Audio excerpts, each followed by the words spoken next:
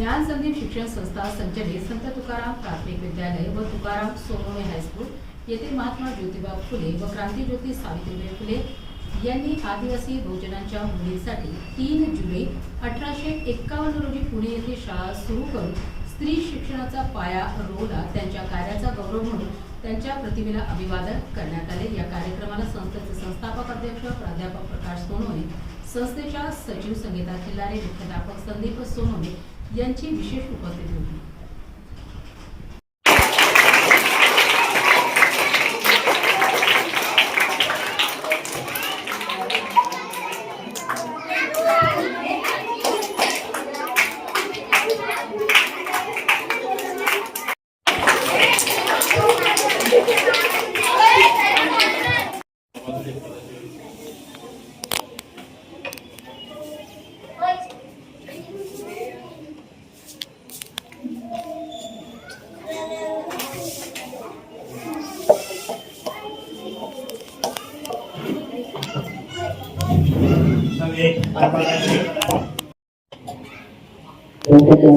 परिश्रम करणे त्याची पावती ही आज मला खऱ्या अर्थाने दिसली। आज आपल्या शाळेतील मुलांपेक्षा मुलीच जास्त बोलत।